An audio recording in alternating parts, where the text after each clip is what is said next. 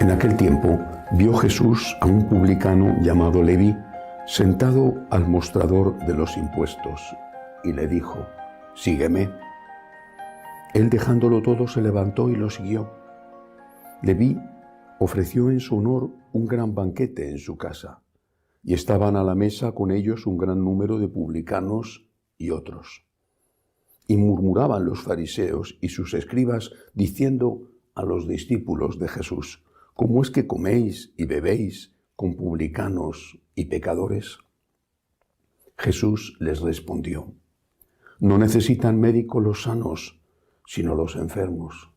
No he venido a llamar a los justos, sino a los pecadores a que se conviertan. Palabra del Señor. Gloria a ti, Señor Jesús. No necesitan médico los sanos, ni el Señor ha venido a llamar a los justos. Pero el error de los fariseos estaba, entre otras cosas, en creer que ellos estaban sanos y que ellos eran justos. ¿Quién está sano? ¿Quién es justo? Salvo nuestra Madre querida, la Inmaculada Concepción, ¿quién puede decir delante de Dios: no te necesito? ¿Quién puede ponerse ante Dios de pie y no de rodillas para decirle: no te debo nada? ¿Quién puede decirle: yo no he cometido pecado? Si alguno en su ignorancia se atreviera a decir eso, quizá esa ignorancia le disculparía, no lo sé, pero desde luego sería en sí mismo un pecado de soberbia. Dios, y en el catolicismo todo es trinitario, Dios nos da tres cosas. Y la primera de ellas, en este orden, la primera de ellas es la luz, la fe, en este orden. Tenemos luz. Cristo es la luz. Cristo es la palabra hecha carne, el verbo hecho carne, la luz del mundo. San Juan lo dice en el prólogo a su Evangelio, que quizá es una de las páginas más hermosas de todo el Nuevo Testamento y también de las más tristes. Vino a los suyos y los suyos no le recibieron. Cristo es la luz, la plenitud de la revelación, la plenitud de la verdad. Cristo es la luz. Después nos da la gracia, la fuerza, la ayuda que necesitamos para hacer el bien, para evitar el mal, para rechazar las tentaciones. Muchas veces no sirve, no es suficiente, quiero decir. Tenemos luz, sabemos lo que tenemos que hacer. Tenemos la gracia de Dios para hacer el bien. Y sin embargo pecamos. Y entonces nos da el tercer don, la misericordia, el perdón de nuestros pecados. Luz, gracia, misericordia, en este orden. ¿Qué es lo que sucede? Seguramente desde siempre, no creo que sea solo ahora, pero ahora muchísimo más que antes. Lo que sucede es que el hombre lleno de soberbia no quiere ser perdonado. Hablamos de misericordia. Hablamos de misericordia y es un concepto que se confunde con otro con el cual no tiene nada que ver, porque se confunde misericordia con tolerancia. No tiene nada que ver. Hablamos de misericordia, pero la gente no quiere misericordia. Al contrario, se sienten ofendidos si se les dice: yo te perdono o Dios te perdona. Y responden: no tiene nada de qué perdonarme. Esto que estoy haciendo no está mal. No está mal. ¿Por qué me tiene que perdonar por algo que no está mal? Es decir, si ofrecemos misericordia, la misericordia es rechazada si no hemos ofrecido antes la luz, si no educamos, si no evangelizamos.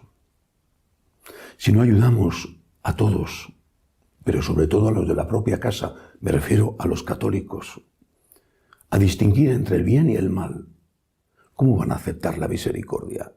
La misericordia es aceptada y agradecida por aquel que sabe que ha obrado mal.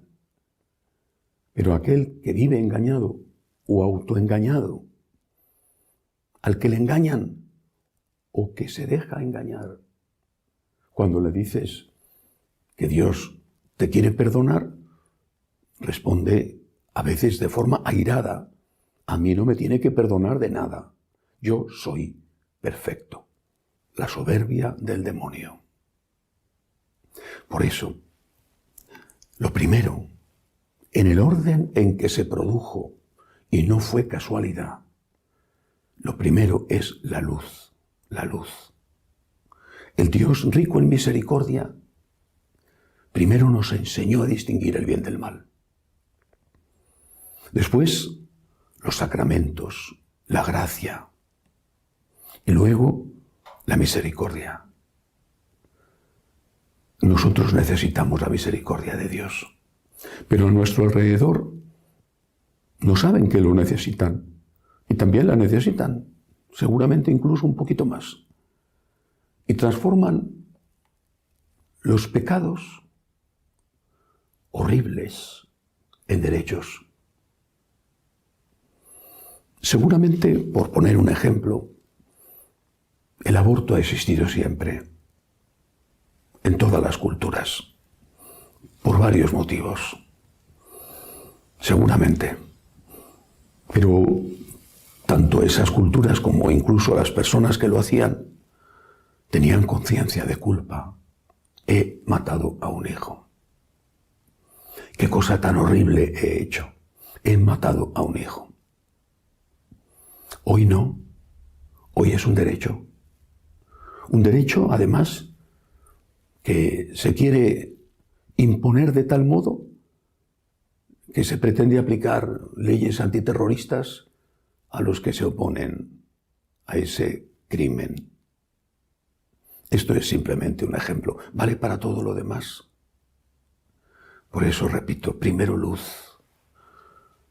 Luz que recibimos. Luz que nos escuece. Luz que nos incomoda. Luz que nos fastidia. Pero luz que nos salva. Primero luz. La palabra se hizo carne. Luego, la gracia que nunca nos falta. Pero San Pablo dice, a veces no hago lo que quiero y lo que quiero y hago lo que no quiero. Él confiesa que también él era un pecador, aunque no sabemos de qué. Por eso, teniendo luz y teniendo la gracia, pecamos y decimos, Señor, soy un enfermo, soy un pecador, sálvame, Señor, perdóname, Señor, ayúdame, Señor. Y nunca nadie se va a ir de la mirada de Dios sin haber recibido el perdón cuando lo ha solicitado con humildad. Pero insisto, ¿quién pide perdón si no le han enseñado a distinguir el bien del mal y si no le han enseñado que el mal que hace es un verdadero y a veces terrible mal? Démosle gracias a Dios que nos ha dado la luz. Démosle gracias a Dios por la fuerza, por la gracia. Démosle gracias a Dios por su infinita misericordia. Que así sea.